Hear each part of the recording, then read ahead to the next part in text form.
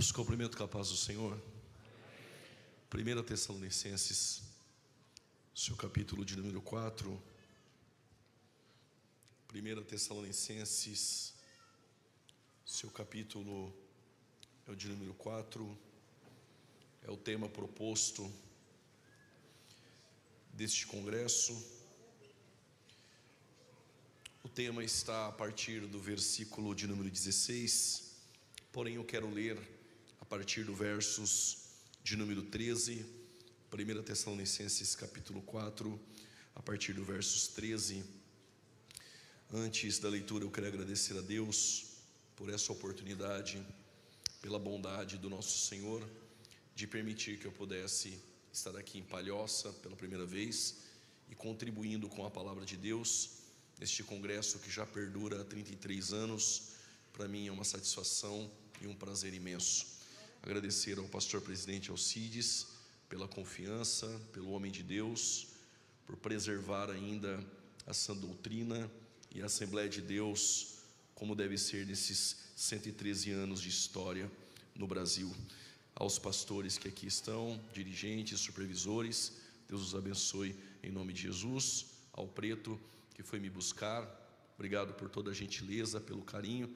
Que Deus continue lhe guardando e lhe preservando por toda a vida, em nome de Jesus. A partir do versos 13, o pastor pediu que eu ministrasse aqui até 9h30, às 21h30. Para mim não há problema algum. Eu creio que você também não terá problema de ficar 1h30 ouvindo a palavra de Deus. Amém? Eu não vim fazer barulho, eu vim trazer Bíblia, e creio que Deus irá preparar o nosso coração para receber a palavra.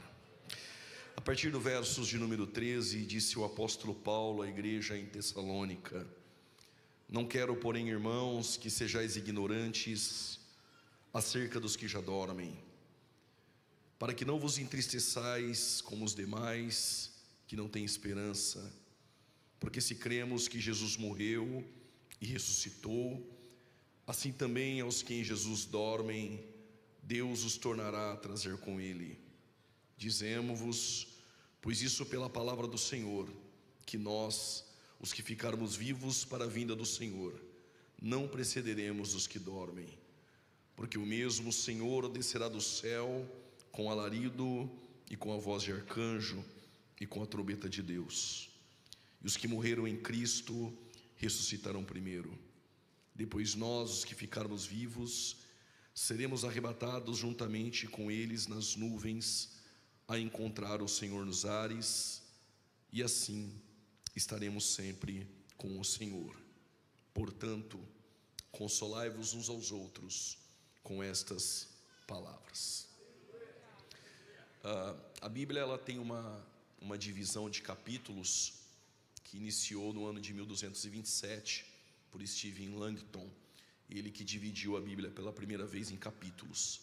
Essa carta, quando Paulo escreve à igreja de Tessalônica, ela não havia capítulos, essa divisão. Se você continuar lendo aquilo que nós conhecemos como capítulo 5, Paulo vai falar sobre o dia do Senhor que vem como um ladrão, de forma repentina, trazendo dores de parto para aqueles que estão em trevas. E aí ele termina no versos 9 dizendo: mas a igreja não foi destinada para a ira.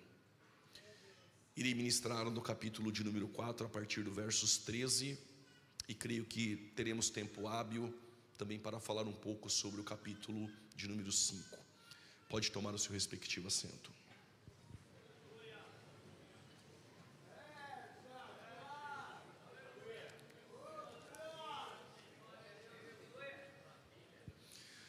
Quando nós falamos sobre a doutrina das últimas coisas, o tema proposto, o apóstolo Pedro, quando escreveu a sua primeira epístola, no capítulo 3, versos 15, ele diz que nós devemos santificar a Cristo em nosso coração, para que estejamos preparados para responder com mansidão a quem nos perguntar a razão da nossa esperança.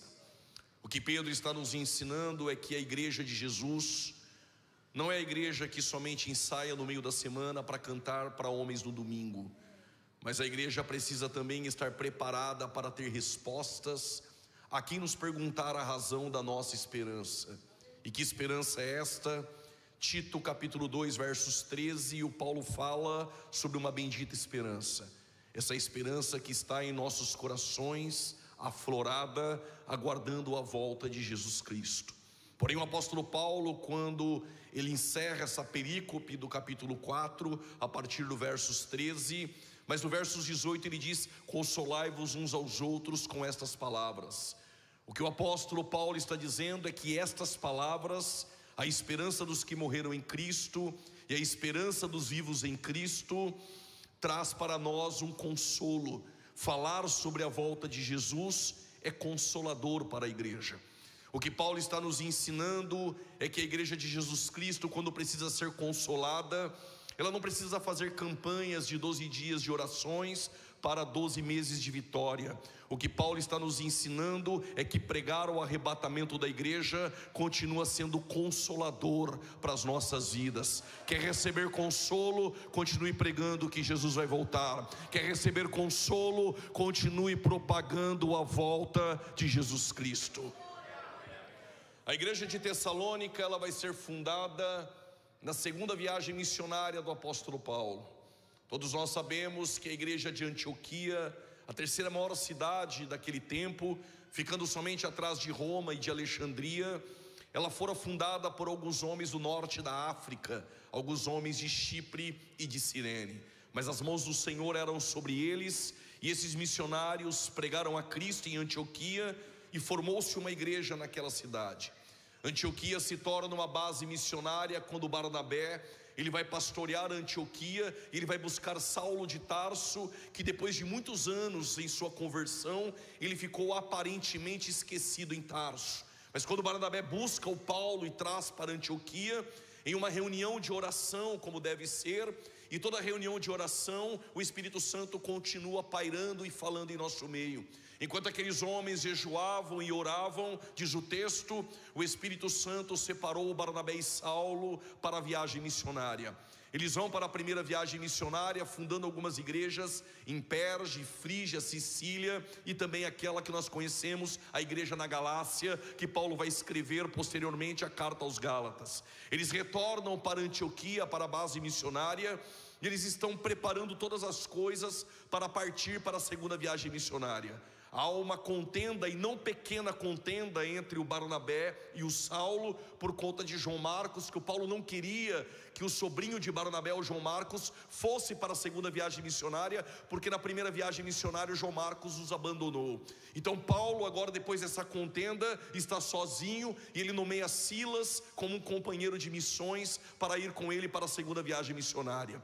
O desejo do coração de Paulo é pregar na Ásia. Eu estou falando que Paulo, o apóstolo Paulo, o homem que é chamado de apóstolo, o homem escolhido que teve um encontro com Cristo no caminho de Damasco, um homem que tinha dons espirituais, o homem que escreveu a maioria das cartas do Novo Testamento, ele se equivocou. O coração de Paulo se enganou. O desejo de Paulo era ir para a Ásia, mas o Espírito Santo que conduz a igreja direcionou Paulo a não ir para a Ásia. Diz o texto, e o Espírito Santo impediu Paulo. Nós podemos, jovens, ter desejos em nossos corações. Nós podemos, pastores, ter boas motivações em nossos corações, mas quem continua sendo a voz de comando, quem continua direcionando todas as coisas, é o Espírito Santo de Deus. Então Paulo, obediente ao Espírito Santo, ele descansa numa região por nome Troade. E já era tarde quando Paulo tem uma visão, porque quando o Espírito Santo te impedir e ainda não ser o momento, descansa. Não importa quanto tempo irá passar, descansa.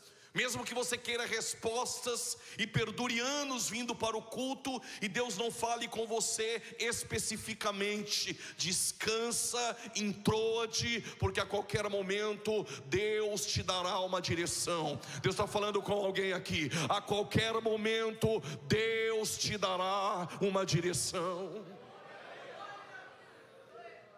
Apareceu na visão um varão macedônio dizendo: Paulo, atravessa a Macedônia e ajuda-nos. Paulo atravessa a Macedônia, e missionário não leva muita coisa na bagagem. Paulo, como missionário, não tinha muitos recursos. Em Atos 18, para não ser pesado para a igreja, Paulo era um fazedor de tendas. Mas quando ele chega em Filipos, diz o texto, que Deus abriu o coração de Lídia, grifo meu agora, pela graça preveniente, Deus capacitou e habilitou Lídia a reconhecer o seu estado de pecador e de miséria e estender a mão à oferta do evangelho. Deus salvou Lídia. E quem é Lídia? Uma empresária vendedora de púrpura da região de Tiatira. Eu não sou movido a glória a Deus, mas eu já tinha dado glória a Deus, e eu explico por quê. Paulo, missionário, não leva nada na bagagem para missões, mas Deus logo preparou uma empresária vendedora de púrpura para cuidar de Paulo. O que o Senhor está dizendo para aqueles que fazem a obra: acalma o teu coração, Deus está preparando recursos. Eu vou repetir: Deus está preparando recursos.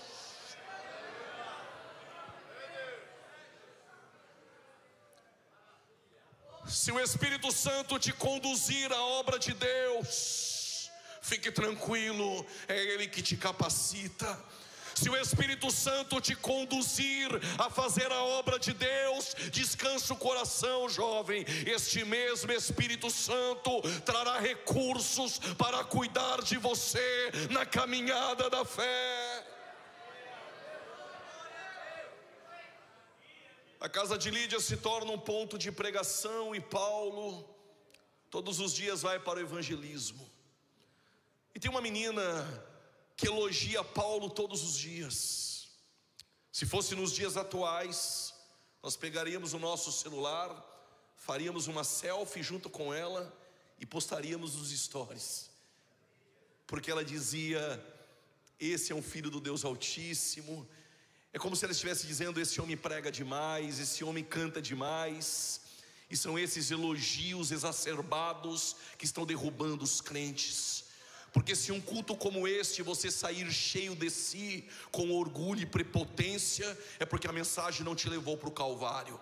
Se no culto você sair cheio de si mesmo, com orgulho exacerbado e aflorado, foi tudo aqui menos culto. Mas se você sair daqui essa noite vazio de si mesmo, mas cheio da presença, é porque Jesus esteve conosco. Se você sair daqui reconhecendo que é somente Ele, somente a graça, somente a misericórdia, pode ter certeza, é porque o evangelho da cruz foi pregado entre nós. Dos dons disponíveis para a igreja, e permita-me, jovens, te confrontar, até porque eu não vim para te dar vitória. Buscamos tudo menos os dons espirituais, e Paulo diz: buscar com zelo os melhores dons. Você busca, e o Espírito Santo reparte a cada um como Ele quer. Entre os dons do Espírito Santo, um se faz mais necessário: o discernimento do Espírito. E Paulo discerniu que os elogios daquela menina eram oriundos de Satanás. A menina tinha um espírito de adivinhação. Permita-me, pastores, se aquela menina vivesse nos dias de hoje, com certeza a sua live, linguagem dos jovens, iria bombar.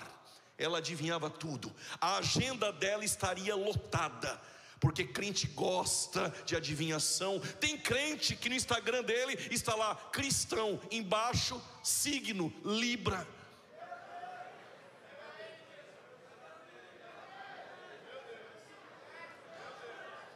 Estou esperando você dar glória e apagar.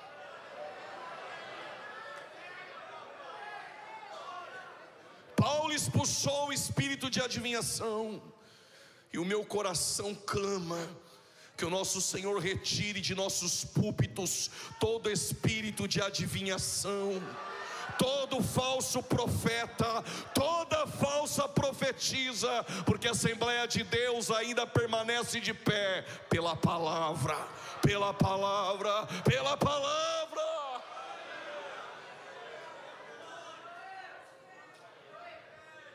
a agenda dela estaria lotada porque a menina dava lucro. E por conta disso, Paulo é preso com Silas. Você conhece a história. São presos, estão apanhando debaixo das varas dos algozes, dos liquidores. Só que enquanto Paulo e Silas estão apanhando, presos, abra um parêntese, aqui tem uma lição. Crentes autênticos e verdadeiros e cheios do Espírito Santo, eu não conheço no congresso com camiseta azul. Crentes autênticos eu conheço na prova. Por causa desse glória, eu vou dar o texto. Quem disse foi Deus. Deuteronômio 8: eu te provei no deserto para saber o que estava no seu coração.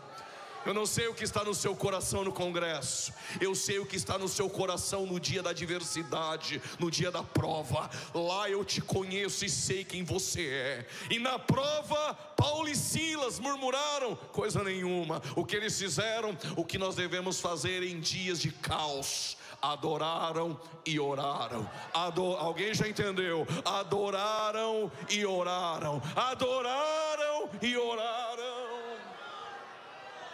Enquanto tu adora e ora, tu vivenciarás experiências maiores com Deus. E sobreveio um terremoto. Se sobreveio é porque veio de cima. Enquanto tu adora e ora, a resposta é de cima. Enquanto tu adora e ora, as experiências são de cima. Como eu acredito nessa geração, lá vai o conselho. Vai passar a sua juventude toda, mocidade, contando experiências dos outros, ou vai passar a adorar e orar e viver as suas próprias experiências com Deus?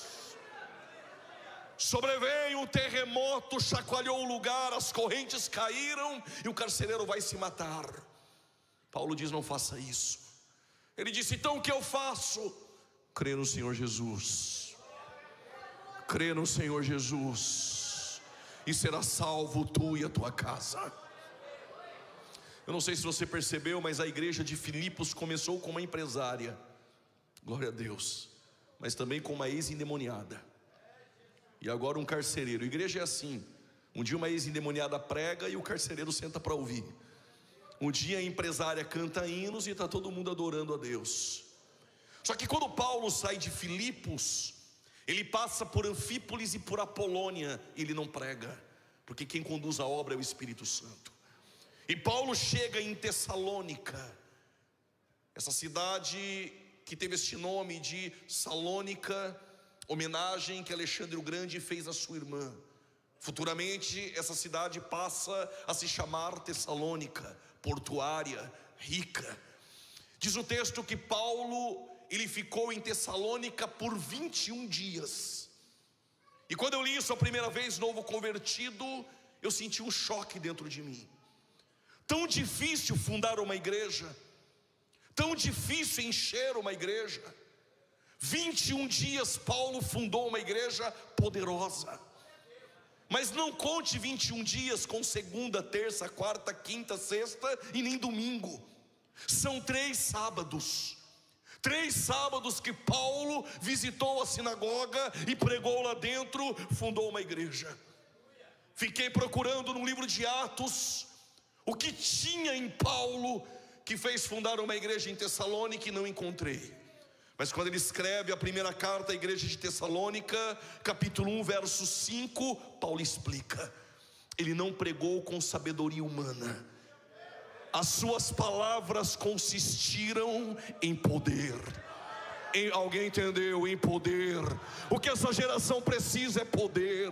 O que nós precisamos é menos marketing e mais poder, menos aparência e mais poder, menos curtidas e seguidores e mais poder, menos fã-clube e mais poder. Paulo pregou com poder, com convicção, com fé e com amor. Características da mensagem de Paulo: Quer ser um pregador, jovem? Pregue com poder, pregue com convicção, pregue com amor às almas, pregue com fé, e pode ter certeza, o Deus da palavra garante a mensagem. O Deus da palavra garante. Alguém levantou a mão? Eu vou explicar melhor. Deixe de modismo, de cutuca teu irmão, fala para 2 ou 3, chega de movimento e tenha mais poder, menos movimento e mais presença de Deus.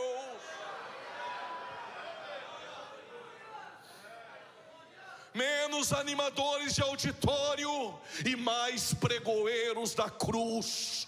Menos pregadores triunfalistas e mais pregadores do evangelho legítimo.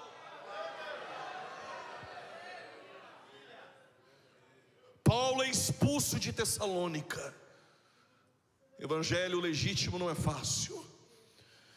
E o povo em Tessalônica se reuniu e eles estão comentando: quem são estes homens que alvoroçaram a cidade?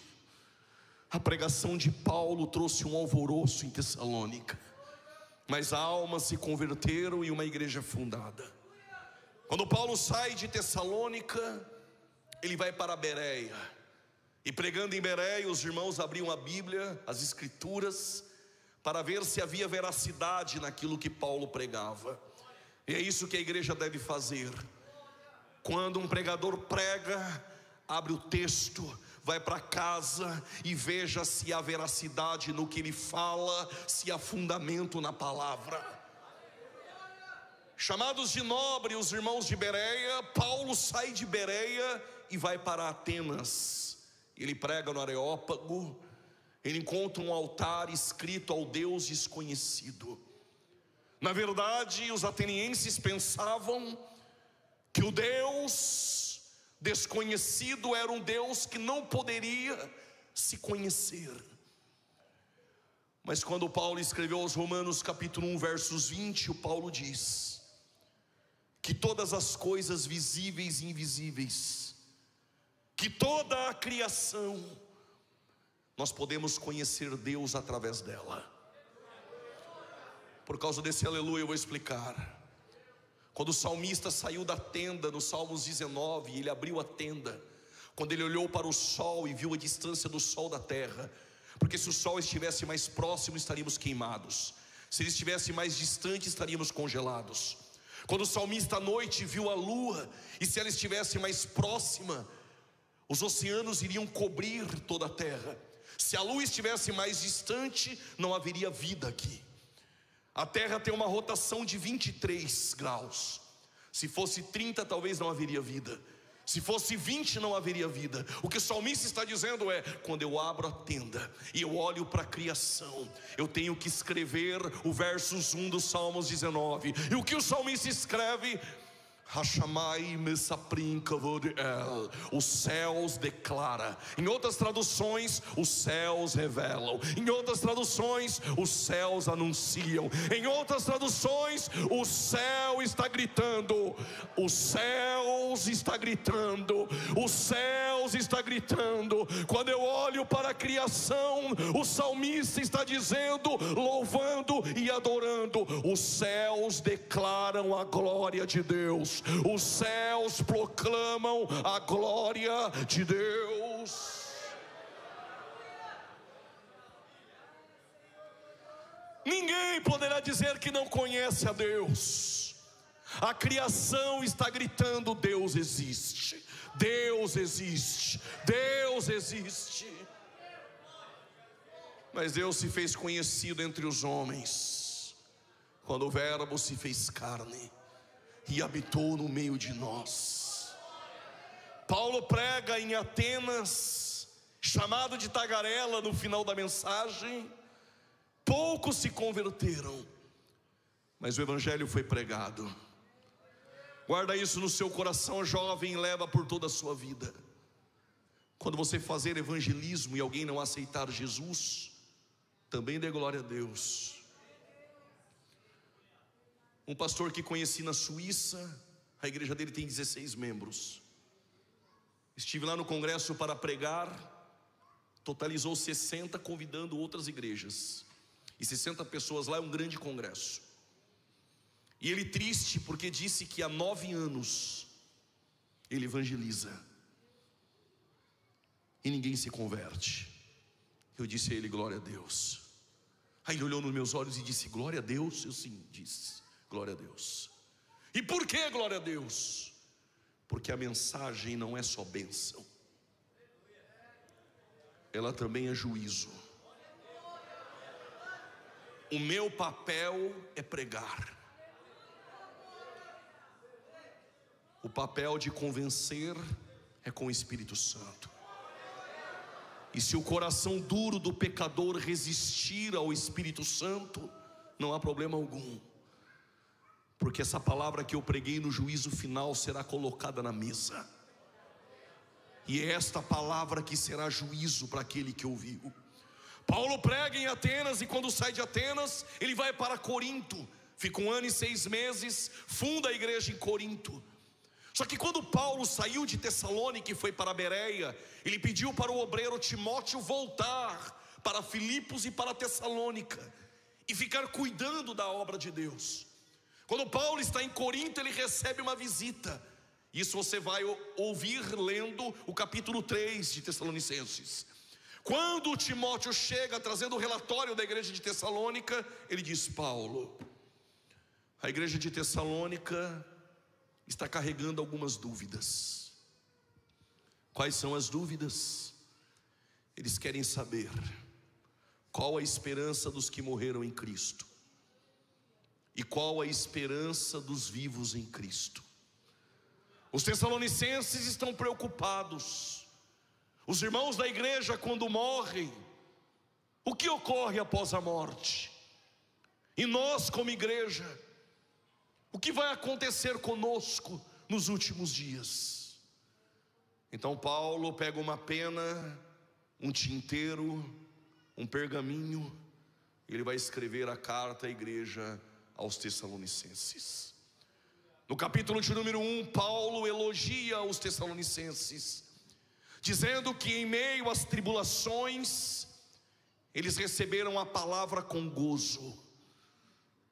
Há uma dúvida que permeia aqui essa noite: se estou em provação, se estou em lutas, se estou passando por tribulações, como pode sentir o gozo?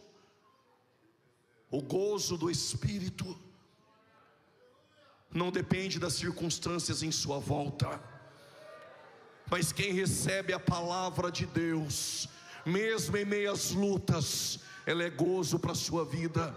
Quem recebe a palavra de Deus em meio às lutas, fique tranquilo, é esta palavra que te fortalecerá. Os tessalonicenses receberam a palavra com gozo em meio às tribulações.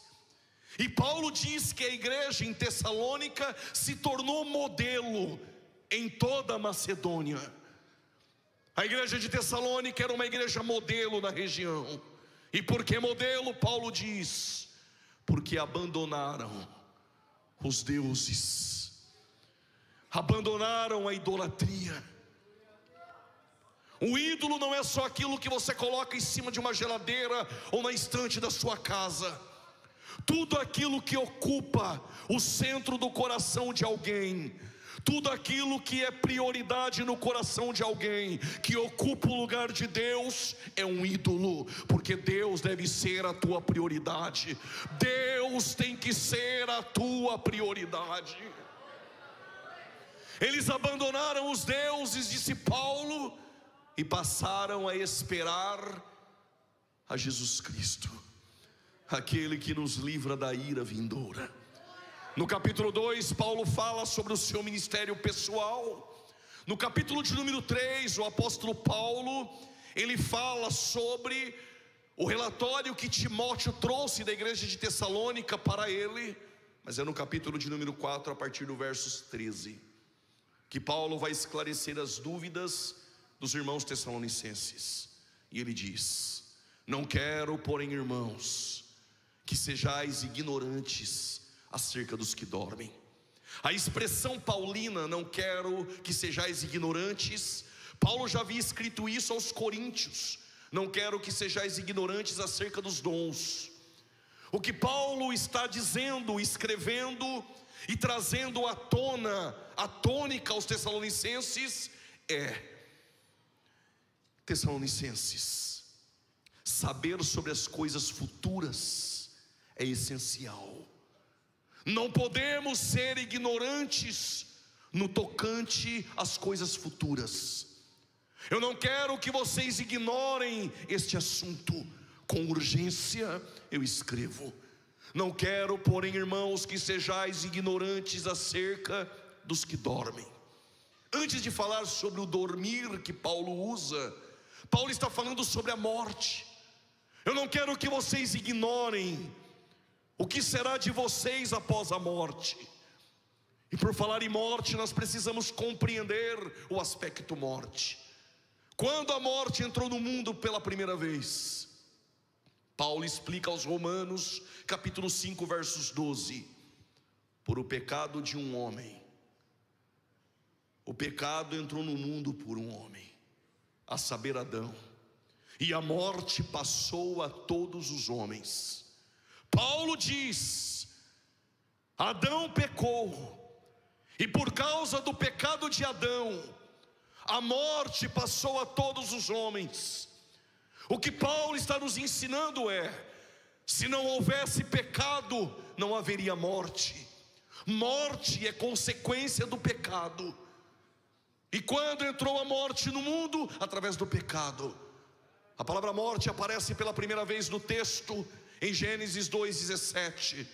Deus dera uma ordem para Adão: no dia em que da árvore do conhecimento do bem e do mal você comer, certamente morrerás.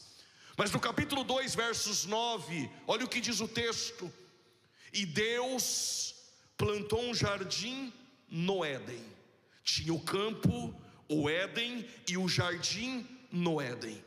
E disse a Adão: de todas as árvores do jardim comerás livremente, mas da árvore do conhecimento do bem e do mal você não pode comer. O que Deus está nos ensinando são duas coisas aqui. A primeira: Deus primeiro não criou Adão e depois o jardim. Ele criou primeiro o jardim e depois Adão. Criou primeiro o jardim, o que Adão poderia comer, o sustento, e depois criou Adão. Então segura: Deus jamais te levará para um ambiente sem que antes Ele não o tenha preparado. Eu ouvi um glória a Deus, eu vou repetir: Deus jamais te levará para um ambiente sem que antes Ele já não o tenha preparado. Então Deus primeiro prepara o ambiente e depois te coloca para cuidar deste ambiente. A segunda coisa que nós aprendemos é: de toda a árvore do jardim você comerá livremente. Detalhe: diz o texto que das árvores que Adão poderia comer, todas elas eram agradáveis à vista e satisfariam o desejo da carne. Só que da árvore que Adão não poderia comer, a serpente disse a Eva: é assim que Deus disse. Primeiro levou Eva para o campo da dúvida. Depois Satanás pela serpente disse a Eva: é mentira, tu pode comer. Por isso que Satanás peca desde o princípio. Primeiro levou Eva para o campo da dúvida. E quando você sai do campo da fé, jovem, e entra no campo da dúvida, você está vulnerável a pecar e perder o seu relacionamento com Deus. E quando Eva avistou a árvore do conhecimento do bem e do mal, que ela não poderia comer, diz o texto, foi agradável aos olhos e satisfaria o desejo da carne de Eva. Sabe o que eu aprendo? Satanás quer fazer com que você ache lá fora e olhe para aquilo que está lá fora e deseje o que está lá fora. Mas o que Deus está nos ensinando é: para que buscar lá fora, se eu já preparei o ambiente e coloquei tudo o que você precisa do lado de dentro? Alguém na galeria levantou a mão e deu glória a Deus, então para lá vai o recado. Não precisa buscar lá fora, porque Deus já colocou para você do lado de dentro. Eu vou repetir: não busque lá fora o que Deus já colocou para você do lado de dentro.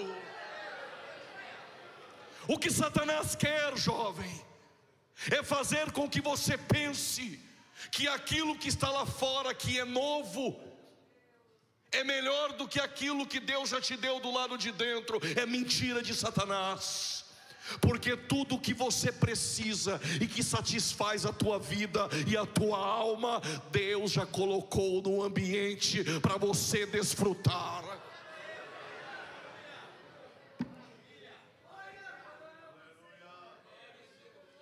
Como tem jovens que não vêm aqui só para fazer barulho e gostam de Bíblia, alguns até perguntam: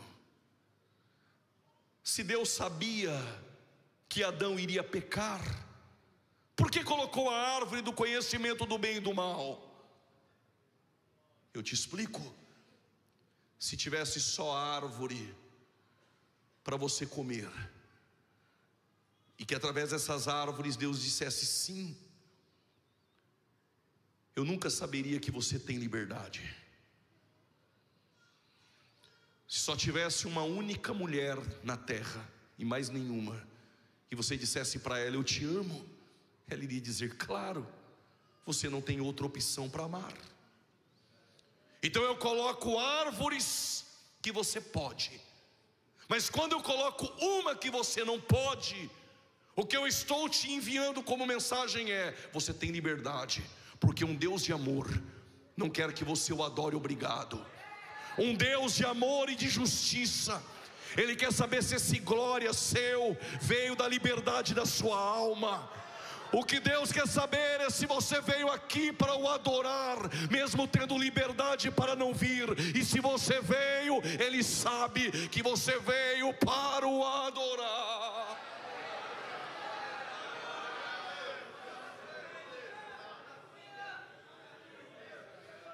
Quando você tem outra opção, mas veio para esta, o coração de Deus se alegra, porque Ele sabe que você veio atraído por amor, pela graça.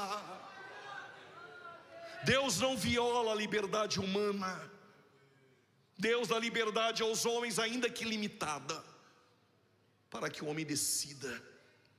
Mas decidir adorar a Deus só pela graça que te habilita a reconhecer quem é o teu Criador, digno de ser adorado. Mas quando Adão, ele pega da árvore do conhecimento do bem e do mal, e ele come daquela árvore, a mensagem que ele está enviando para Deus é: eu quero ser livre.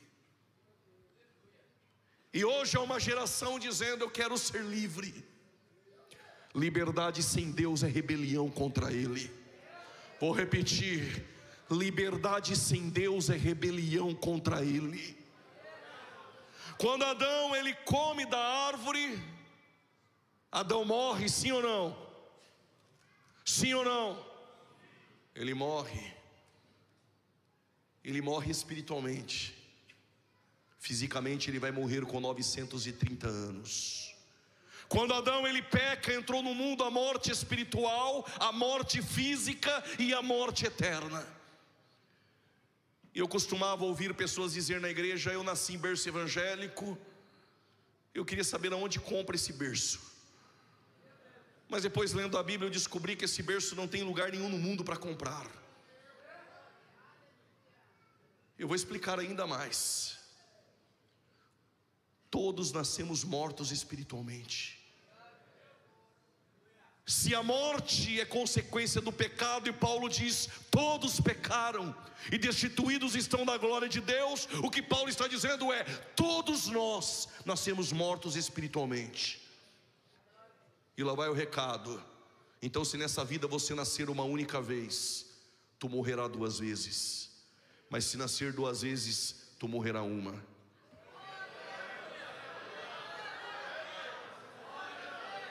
Vou esperar um pouquinho para ver se pega. Vou repetir: se nessa vida você nascer uma única vez, tu morrerá 2 vezes. Mas se nascer 2 vezes, tu morrerá uma.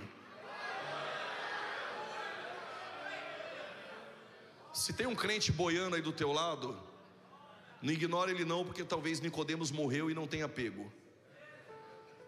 Eu vou repetir: se nessa vida você nascer uma única vez, tu morrerá duas, mas se nascer duas, morrerá uma. Como aumentou, glória a Deus, e tem assembleano aqui, eu vou explicar. Esquece o berço evangélico. Se nasceu só do ventre da mamãe, nasceu uma, vai morrer duas, porque um dia morrerá fisicamente, e um dia no juízo final, no tribunal do trono branco, receberá o dano da segunda morte, a morte eterna. Nasceu uma, morreu duas. Mas se nascer do ventre da mamãe uma, e depois nascer da água e do Espírito duas, segura, só morre uma, mas ainda que esteja morto, viverá. Como tem mais assembleano que chegou, eu tenho uma boa notícia: e tem uma geração que não vai morrer nenhuma. Eu vou repetir: e tem uma geração que não vai morrer nenhuma.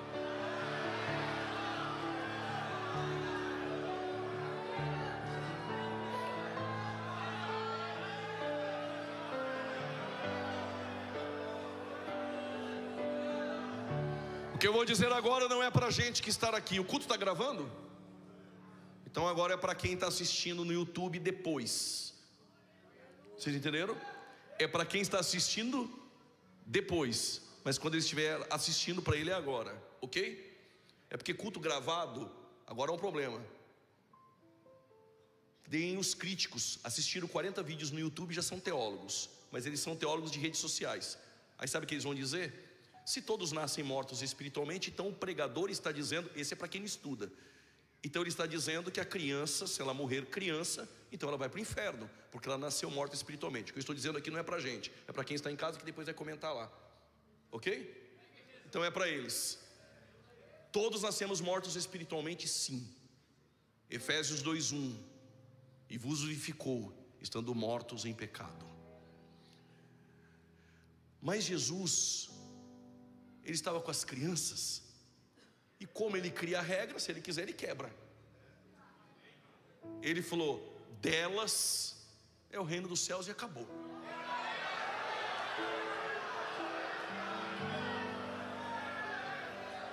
Isso aqui é para quem está em casa, você deu glória, mas está tudo bem.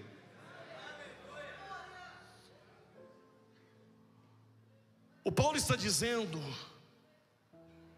que nós não podemos ser ignorantes acerca dos que dormem. Então o que Paulo está nos ensinando? Que a morte entrou no mundo, e que após a morte, será que nós dormimos?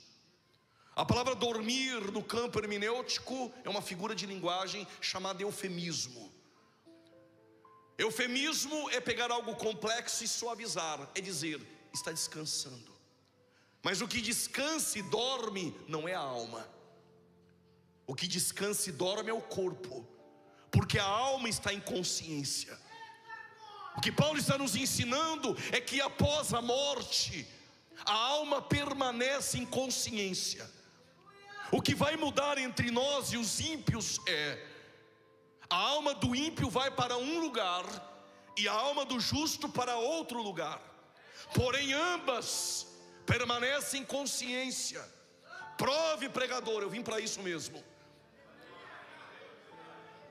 Lucas 23:43, Jesus está na cruz, e ele disse ao ex-ladrão: hoje mesmo estarás comigo no paraíso. Dormindo não faz sentido. Filipenses 1:23, palavras de Paulo: eu tenho o desejo de partir, está falando da morte, e estar com o Senhor. Dormindo não faz sentido. Apocalipse capítulo 6, versículo 9 e 10: almas dos justos, salvos da tribulação, clamam debaixo do altar, dizendo: ó santo e dominador, não nos julgará com justiça? A alma em consciência sabe onde está, para quem clama, aonde clama, e ainda pede por justiça, e sabe para quem pede. Existe consciência após a morte. Tem mais, tem mais. Lucas 16, versos de número 22.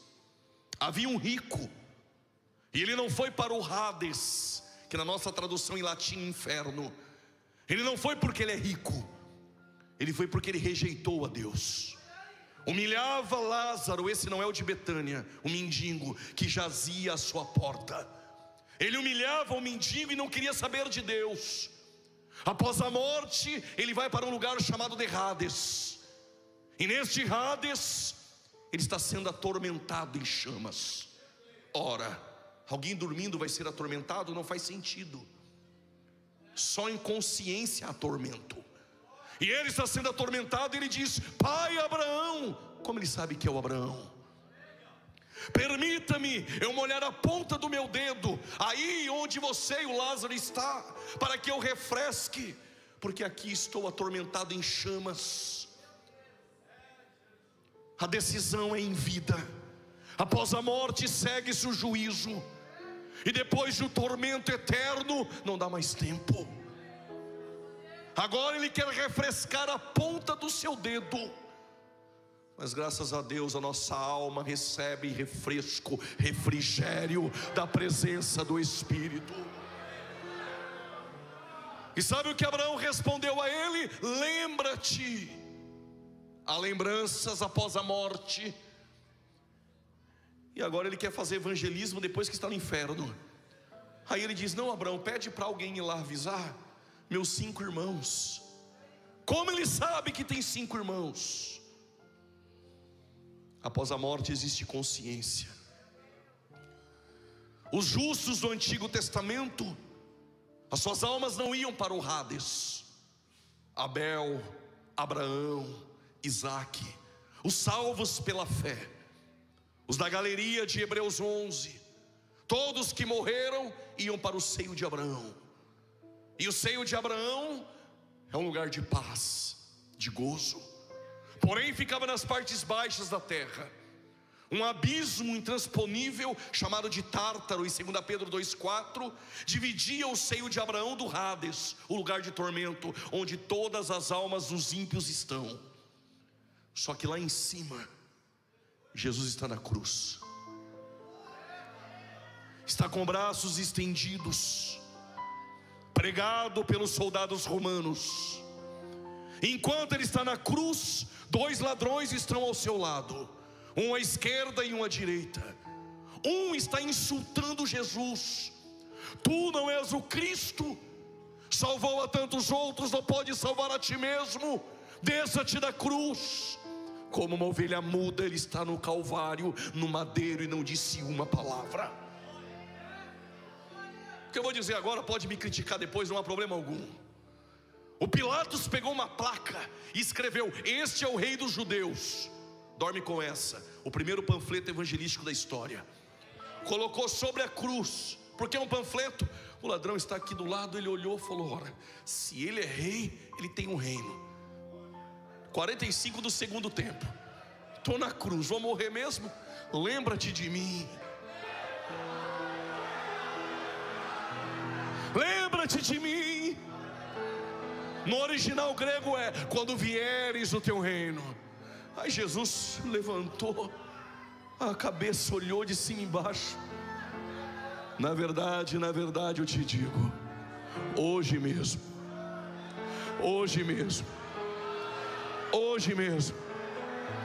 sabe por que minha alma está tremendo? Porque um ex-ladrão vai inaugurar o paraíso. Isso é graça. Hoje mesmo estarás comigo no paraíso.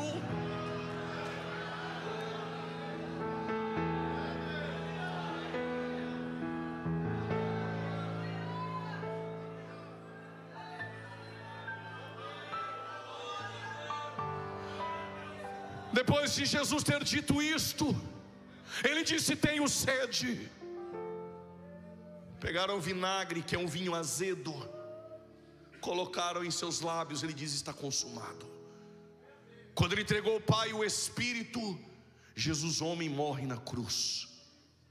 Vou repetir: Jesus homem morre na cruz, porque o Jesus Deus não morre. Pregador, não não estou entendendo, tem dois Jesus? Não, tem duas naturezas. Como homem, ele disse na cruz: tenho sede. Como Deus, quem tem sede vem. Eu tenho água, alguém já bebeu dessa água e já levantou a mão. Como homem, ele é aquele que sentou em João 4 no poço de Jacó e falou: gente, estou cansado. Mas como Deus, ele sobe na montanha e diz: vinde a mim os cansados e sobrecarregados, que eu vos aliviarei. Como homem, ele entra em Betânia e chora por um amigo. Como Deus, sai para fora, Lázaro, eu sou a ressurreição e a vida. Como homem, ele diz aos discípulos: vão comprar comida que eu tenho fome. Como Deus, pega 5 pães e 2 peixes e alimenta 5.000 pessoas. Como homem, ele dorme na polpa do barco. Vai enchendo o pulmão de ar aí para soltar o glória. Vou repetir: como homem, estou dando tempo para você encher. Como homem, ele dorme na polpa do barco. Como Deus, quem é este? Que até o vento e o mar lhe obedece. Quem é Ele? Ele é o Santo de Deus. Vou repetir: Ele é o Santo de Deus.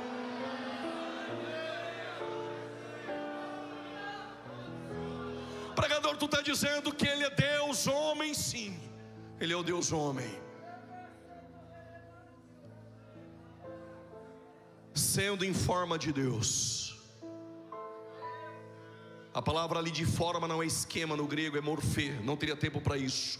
Sendo em forma de Deus, não teve por usurpação ser igual a Deus, Ele é Deus. Esvaziou-se de si mesmo. A palavra kenosis no grego não significa deixar a divindade. Esvaziar, kenosis, é abrir mão dos privilégios. Se tornou semelhante aos homens, se fez escravo, obediente até a morte, e morte de cruz. Mas Deus o exaltou. Mas Deus o exaltou.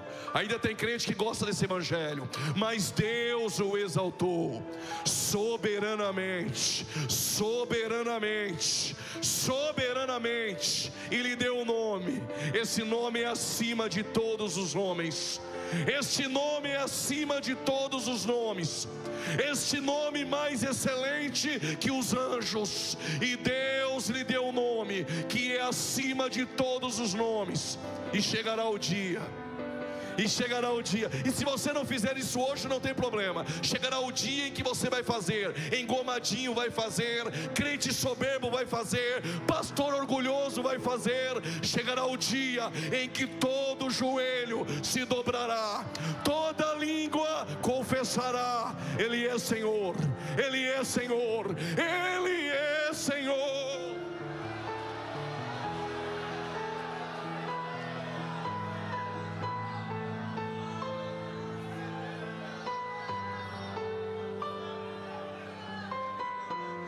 Pregador, eu já entendi. Ele é Deus homem. Sim, inseparável a sua natureza.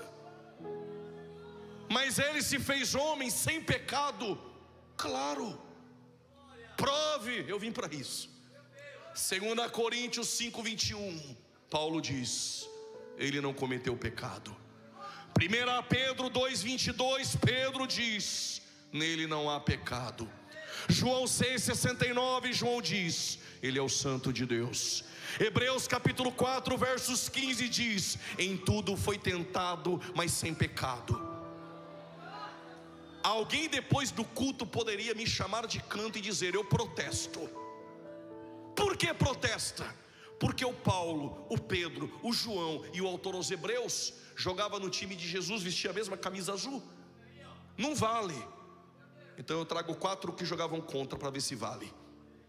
Judas diz, Mateus 27 versículo 2, 3 e 4: traí sangue inocente. Não dê glória a Deus, está 4-1, estamos perdendo. A mulher de Pilatos, a Claudinha Prócula, teve um sonho e diz para Pilatos: muitos sofremos por causa do sangue desse justo. 4-2. Pilatos lavou as mãos e disse: ele é justo. Está 4-3. O ladrão na cruz disse: este mal nenhum fez. 4-4. Segura, eu não vim de Campinas aqui para empatar. Quando Jesus entregou o Pai e o Espírito, tem um centurião escondido dizendo: verdadeiramente. Alguém já levantou da cadeira? Verdadeiramente, verdadeiramente, Ele é o Cristo, o Filho do Deus vivo.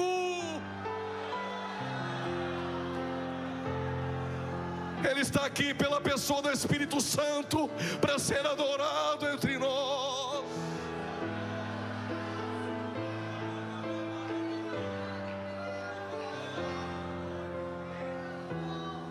O Jesus homem no Calvário se entregou à morte por amor de nós. Mas o Jesus Deus desceu às partes baixas da terra, pregou aos espíritos em prisão, anunciou a vitória, pegou o seio de Abraão e levou ao paraíso, ao terceiro céu. Por isso que quando um cristão morre, há esperança na morte. Por isso Paulo diz: não quero, porém, irmãos, que vocês ignorem acerca dos que dormem. Olha o que Paulo diz: porque não somos como os demais, que não têm esperança. O que Paulo está dizendo, jovem?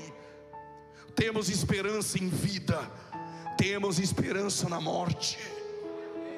O mundo aí fora não tem esperança, mas Paulo diz: há uma esperança entre nós, há uma esperança entre nós. Pregador, me explica essa esperança. Paulo explica: assim como Ele ressuscitou,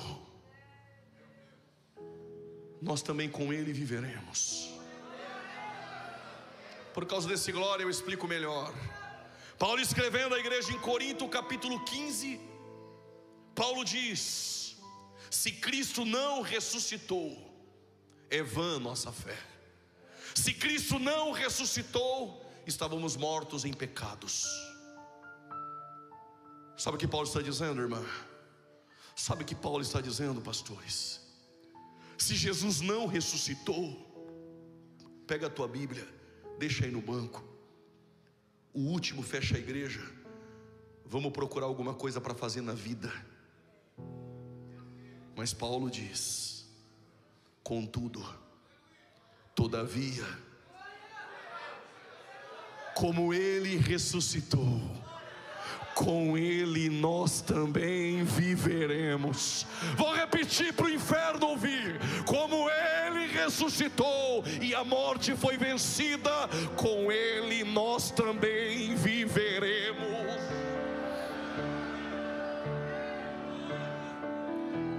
Por isso Paulo diz: Ele é a primícia dos que dormem. Primeiro Cristo, as primícias, e depois os que são de Cristo. Quando Ele aparece para João em Pátimos, e João cai como morto, quando João levanta, Ele diz: João, não temas, eu tenho. E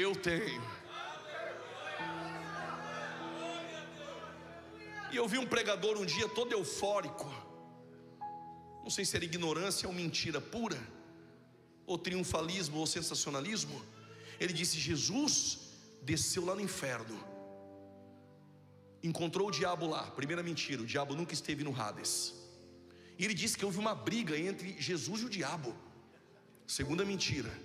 A terceira foi a pior: Jesus pegou a chave da mão do diabo e puxou, e o diabo não queria dar a chave, e o diabo puxava, e Jesus puxava, e o diabo falou: não dou. Jesus fala: me dá. Aí Jesus tomou a chave, deu uns cascudos nele, e agora Jesus tem a chave.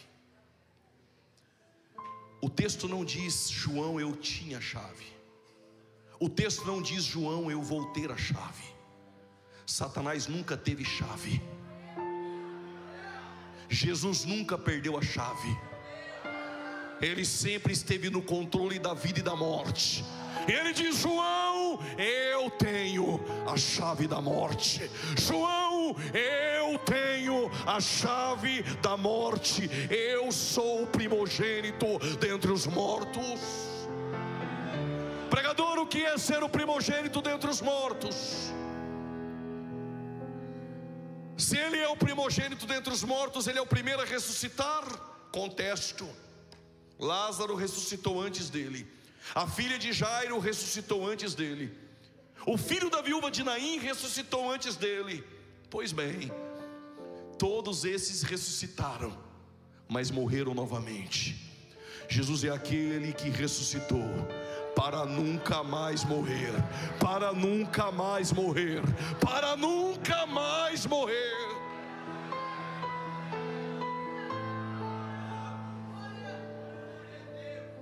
É por isso que quando Jesus está na região de Cesareia de Filipe, ele disse: as portas do Hades não prevalecem contra a minha igreja. Sabe o que Jesus está dizendo, senhoras e senhores? O Hades, que aprisiona a alma dos ímpios, não tem poder sobre a vida de um crente. Poderia explicar melhor? Claro que eu posso. Quando Paulo andava pelas ruas de Roma, e Paulo vai escrever as suas epístolas, assim como Jesus em seus sermões, Jesus usava coisas do seu cotidiano para as suas mensagens serem mais entendidas. Joio, trigo, semente, solo, pesca, rede, peixe, fermento.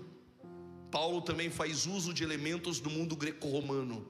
Lembra que Paulo vê as Olimpíadas, os Jogos Olímpicos na Grécia, e o vencedor buscava uma coroa corruptível. Paulo diz: nós corremos em busca de uma coroa incorruptível. Paulo também faz uso, quando está preso em Roma, tem soldado que cuida de Paulo, trocando os turnos. E todo soldado que cuida de Paulo tem capacete, tem couraça, tem espada, tem escudo, tem calçados e tem cinto. E Paulo está olhando para ele. Paulo está escrevendo aos Efésios dizendo: nós temos um capacete, o dele é de lata, o nosso é da salvação. Ele tem espada, a dele talvez é de bronze, a nossa é do Espírito. Ele tem escudo, talvez é de bronze, o nosso é o escudo da fé. Ele tem couraça, nem sei do que material é feito, eu tenho a couraça da justiça, o cinto da verdade. Tem sapatinho de fogo? Não, eu tenho os calçados do evangelho. Traz mais equilíbrio na caminhada da fé. Mas é sobre isso que eu quero falar. Aí Paulo, ele observou em Roma que alguns objetos romanos tinham selo. Diga selo. Diga selo. Objetos romanos que tinham selo identificava que aquilo era propriedade de Roma. Se você for na região de Campinas, onde eu moro, e for na prefeitura, lá vai ter armários antigos e ninguém vende, ninguém joga fora. Por quê? Porque tem um selo lá, um carimbo, patrimônio da prefeitura. Sendo assim, quando colocaram Jesus no sepulcro, os judeus, com medo que roubasse o corpo de Jesus, pediu para Roma tomar conta do sepulcro. Roma colocou uma pedra empurrando, que 20 homens não conseguiam empurrar, colocou um selo romano, e quem passava na frente do sepulcro dizia: é propriedade de Roma, porque tem o selo. Aí Paulo teve uma revelação extraordinária. Escrevendo aos Efésios capítulo 1 versos 13, Paulo diz: vocês são selados pelo Espírito. Só porque deu glória eu vou dar mais um versículo. 2 Coríntios capítulo 1 versículo 21 e 22. Deus conhece os que são seus. Porque canta bem? Não. Porque prega bem? Não. Porque cruzou a perninha e está me olhando com cara de doutor e não deu glória a Deus ainda? Não. Ele conhece os que são seus pelo selo.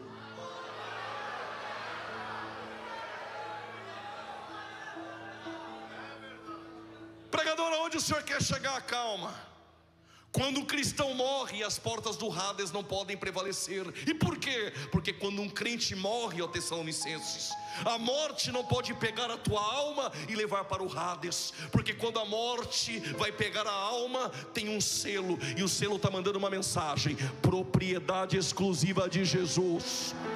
Propriedade exclusiva de Jesus. Só quem é propriedade de Jesus enche esse lugar de glória.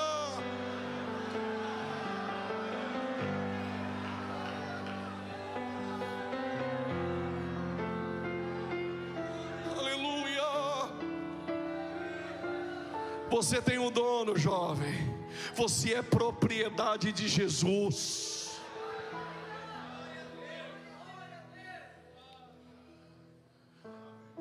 Um crente, quando ele morre, a alma dele não vai para o seio de Abraão. Vai para onde, pregador? Para o paraíso. Hoje mesmo estarás comigo no paraíso. 2 Coríntios 12, do 1 ao 4, Paulo teve revelações e visões. Aí Paulo diz: conheço um homem, olha que humilde, que no corpo ou fora do corpo eu não sei, Deus o sabe, foi arrebatado em espírito e levado ao terceiro céu no paraíso. Eu já sei onde é o terceiro céu. Almas clamam debaixo do altar. Então um crente, quando morre, após a cruz de Cristo, toda a alma de um cristão está debaixo do altar de Deus no paraíso. E o que essa alma está aguardando? O que nós como igreja estamos aguardando? Enquanto somos conduzidos pelo Espírito Santo, aguardamos um grande dia. Um dia que não depende de sinais. Um dia de iminência. A qualquer momento. A qualquer momento. Paulo diz: a qualquer momento. É num momento. A qualquer momento. Pode ser que não dê tempo de entregar o microfone essa noite. Pode ser no caminho de volta para casa. Pode ser na mesa da lanchonete, olhando o cardápio para pedir um lanche. Pode ser que nem dê tempo de comer. Pode ser que não dê tempo de amanhã nós voltarmos aqui para o segundo dia do congresso. O que vai acontecer, Paulo diz? Será dada uma palavra de ordem. Com alarido e a voz de arcanjo, a trombeta de Deus vai soar. Alguém ainda ama esse dia? A trombeta de Deus vai soar. Aí Paulo diz: no toque da última trombeta, num momento, um momento é um átomo. Um átomo, eu fui calcular, 7 milésimos de um segundo, é incalculável. Quando o ímpio piscar, esses jovens não estarão mais aqui. Num abrir e fechar de olhos, os pastores não estarão mais aqui. Os da galeria não estarão mais aqui. As crianças, os adolescentes não estarão mais aqui. A banda e os músicos não estarão mais aqui. Todos os crentes de todos os tempos, todos os crentes de todos os tempos, lavados e remidos pelo sangue de Jesus, no som da trombeta, diz Paulo, os mortos ressuscitarão primeiro. Os mortos ressuscitarão primeiro. Quem são eles? Me lembro de nossos irmãos e irmãs que morreram no Coliseu, no espetáculo patético em Roma. Leões e leoas que não comiam há 3 dias em jaulas. Cristãos eram arrastados à arena do Coliseu, e o imperador sorria enquanto os soldados pediam para os cristãos negarem a Jesus. Se não negar a Jesus, abriremos aquelas jaulas, e aquelas feras que não comem há 3 dias irão devorar os vossos corpos. E nossos irmãos e irmãs diziam: não negaremos. Não negaremos. Não se curve, jovem, a este mundo. Não se prostre na universidade ao comunismo. Não se deixe levar, jovens, pelo ateísmo. Permaneçam firmes na fé e não neguem o teu Jesus. Nossos irmãos e irmãs que morreram sofrendo atrocidades, corpos dilacerados da boca das feras. Mas diz a história que enquanto os leões devoravam seus corpos, eles louvavam, adoravam a Deus com hinos. Nossos irmãos que foram queimados pela fogueira, chamados de hereges por causa da sola escritura. Enquanto isso, tem jovens abandonando a palavra, e nossos irmãos foram mortos, queimados em fogueiras, por amor a este livro, por traduzir este livro para suas línguas. O corpo que pereceu no pó como cinza. Nossos irmãos que no Titanic, com nossas irmãs, que quando o Titanic afundou, os seus corpos viraram comidas de peixes ou pereceram no oceano. O que Paulo está nos ensinando é: quando a trombeta de Deus soar, todos eles, não importa se o corpo pereceu no mar, ou se tornou cinzas e pereceu no pó da terra, os corpos, os que morreram em Cristo, todos eles ressuscitarão primeiro. Ressuscitarão primeiro. E Paulo continua dizendo: e depois nós. E depois nós. Alguém deu glória. E depois nós. Se essa palavra não mexe mais com você, vai para a tua casa, volte para o primeiro amor e se arrependa. Paulo está dizendo: e depois nós. E depois nós, os que ficarmos vivos, seremos arrebatados. Seremos arrebatados. Seremos arrebatados. Encontraremos com eles nas nuvens, para o encontro, para o encontro, para o encontro com o Senhor nos ares.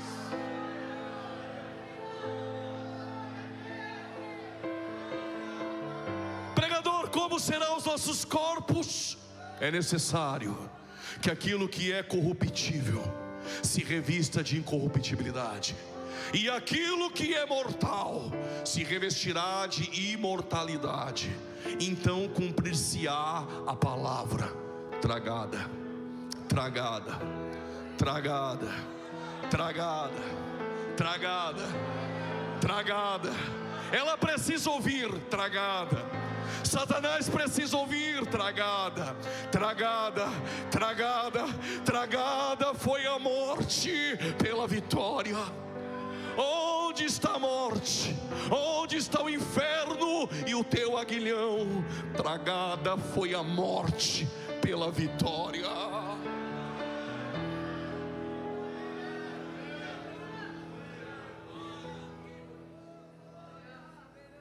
Vocês me aguentam mais 10 minutos? Diga amém.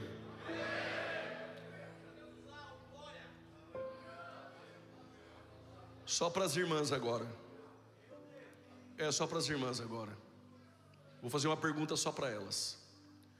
Vocês querem saber como vai ser os vossos corpos? Ficou 1h30 se arrumando na frente do espelho para vir para o congresso e não quer saber? Vou perguntar de novo. Se não responder, eu pulo. Só tenho 10 minutos. As irmãs querem saber como vai ser os vossos corpos? Ok. Daniel capítulo 12, versos 2 diz que os ímpios ressuscitarão para o horror eterno. Versos 3: os justos, que são sábios e entendidos, resplandecerão como o fulgor do firmamento. Pregador, não entendi. Como o fulgor da estrela. Na ressurreição, os nossos corpos serão semelhantes ao brilho de uma estrela. A distância da estrela da terra, e ainda você enxerga o brilho. O que Daniel está dizendo, o corpo vai ser mais ou menos isso aí. Como as irmãs estão dando glória, eu vou dar mais um texto. Mateus 13, 43, palavras de Jesus, abre aspas: os justos resplandecerão como o sol. Pregador, os nossos corpos serão como estrela e como sol? Sim. Então, alguém feinho como eu, tranquilo, revestido com o brilho do sol e da estrela. E se você não pegou aí, eu peguei aqui, eu vou contar. Então é por isso que na Nova Jerusalém não vai ter sol e nem lua?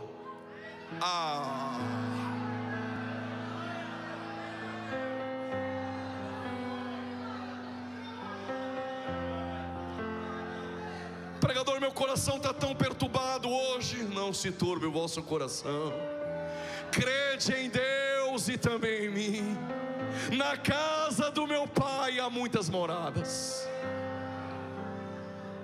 Se não fosse assim, não vou teria dito. Se não fosse assim, eu vou teria dito. Vou preparar-vos um lugar. Pastores, e quando eu li esse texto eu fiquei preocupado, porque a casa do Pai já há morada, e vou preparar o lugar. Foi uma confusão para minha cabeça. Se na casa do Pai já há morada, o que Ele foi preparar? A palavra grega preparar é preparar o caminho. Na casa do Pai já tem moradas. O que Ele foi fazer é preparar o caminho para nós. E aí o Tomé, sempre tem um Tomé no meio do culto, né? Aí o Tomé falou, mas tá, e aí, como é que a gente faz para encontrar o caminho? Talvez o Tomé pensou que o caminho era um dia da semana ser guardado como sábado. Ou talvez o caminho é o caminho do templo sagrado. Eu tenho algo para te dizer, jovem. O caminho não é um dia da semana. O caminho não é um espaço geográfico. O nosso caminho é uma pessoa. Ele diz, eu sou o caminho. Esse é o caminho para a tua vida. Eu sou o caminho, a verdade e a vida. E eu irei, mas eu voltarei e vos levarei para mim mesmo.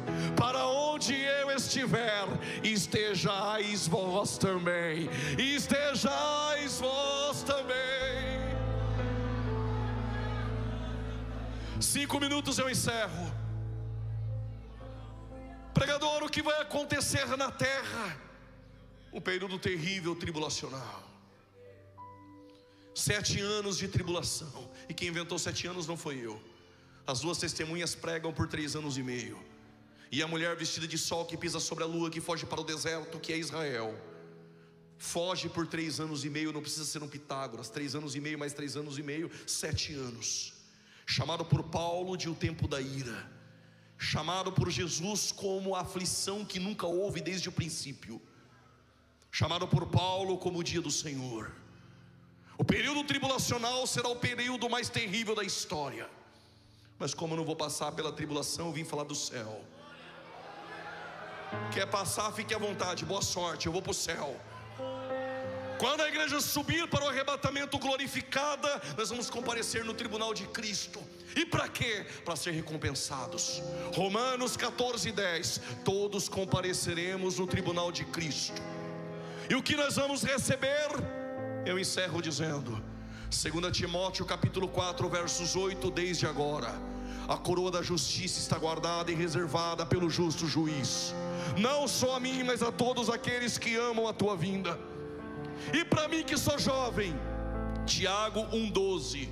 Bem-aventurado o varão que suporta a tentação, porque depois de suportar, dar-te-ei a coroa da vida. 1 Coríntios capítulo 9 versículo 25. Dar-te-ei uma coroa incorruptível. 1 Pedro capítulo 5 versículo de número 4. Aos presbíteros como eu, diz Pedro, que cuidam do rebanho, e que fazem isso não por torpe ganância, mas voluntariamente, não tendo domínio sobre herança. Versos 4. Aos senhores dar-te-ei a coroa de glória. Como eles deu glória lá, eu vou explicar. 2 Timóteo 4:8, coroa da justiça. Tiago 1:12, coroa da vida. 1 Coríntios 9:25, coroa incorruptível. 1 Pedro 5 versos 4, coroa de glória. O que eu faço para receber? Apocalipse 2:10. Ser fiel até a morte, e dar-te-ei a coroa da vida.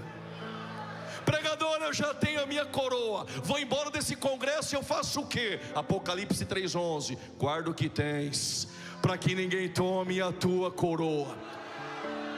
Como teve mais glória a Deus agora, eu encerro com uma promessa. Apocalipse 22:12. Eis que venho sem demora. Eis que venho sem demora, e comigo está o meu galardão, para dar a cada um segundo as suas obras. Não quero, porém, irmãos, que sejais ignorantes acerca dos que dormem.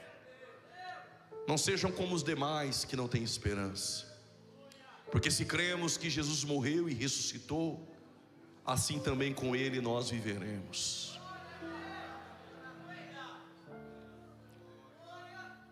Quando a trombeta de Deus soar, os mortos ressuscitarão primeiro, e depois nós, os que ficarmos vivos, seremos arrebatados juntamente com eles nas nuvens, para encontrar o Senhor nos ares, e estaremos para sempre com o Senhor. Portanto, consolai-vos uns aos outros com estas palavras. Deus abençoe em nome de Jesus. Coloque-se de pé, por gentileza.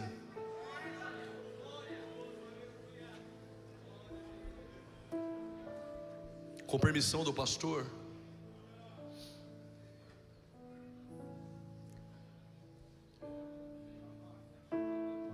eu tenho um convite para fazer, mas eu queria que nada roubasse sua atenção. Se alguém do teu lado quiser conversar com você, ou se levantar para sair, deixe sair. Este momento é um momento único. Tinha um pastor que ele tinha na sua congregação 100 membros. Quantos? Um se afastou, e não me pergunte por quê. Se o pastor da história fosse eu, quem sabe eu não iria atrás. Daqui a pouco chega alguém com carta de mudança, completa 100 de novo, segue o culto. Mas o pastor dessa história, ele foi atrás.